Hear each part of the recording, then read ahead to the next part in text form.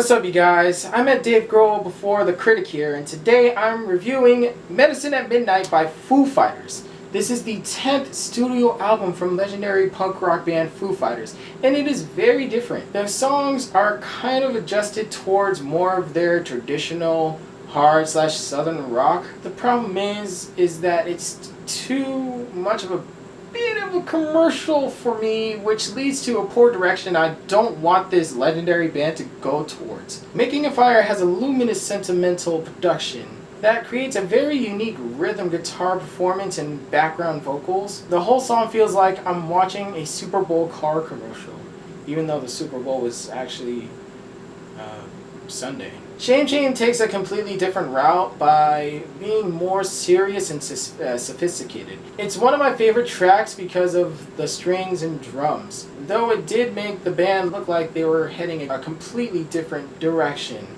when it was released as a single. The hard rock track Cloudspaotter's production is bizarre because of its campy rhythm category. The vocal performance and hooks are differently underwhelming, which creates a lot of disorganization.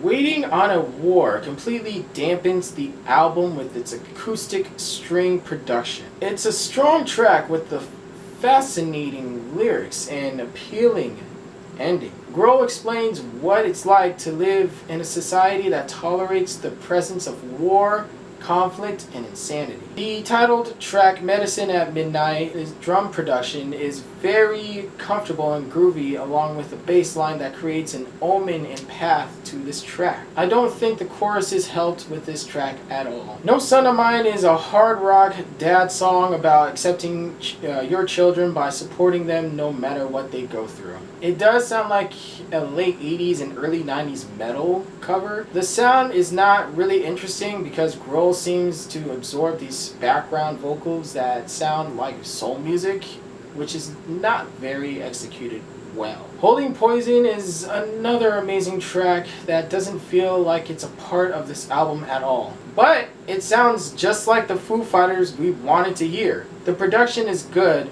with its vocal performance, drums, and leads going all out throughout this whole entire track. I don't understand why they put one of their best tracks right before one of their worst tracks, Chasing Birds. Why did they have to go down a very psychedelic path that sounds rubbery? I don't understand what Grohl is trying to create here. A cliche? Love Dies Young also feels the same as well, but more exultant. Its groovy melodies brings a somewhat works sounding like new wave / hard rock tune. Overall, I think the band's album was pretty decent, but a bit fuzzy and underwhelming at the same time. I don't think there is a narrow path after the track Medicine at Midnight with its ups and downs. They do try to grasp their sound with some funkier bass line and guitars, but that doesn't help at all. They focus on a more groovy sound and transitions of acoustic slashes. I do wish Foo Fighters should have really taken the time to do a rewrite and reproduce on this album, even though they had all this time during a pandemic. I'm giving Medicine at Midnight by Foo Fighters a D+. Let's switch it up! Hey guys, what do you think about this album?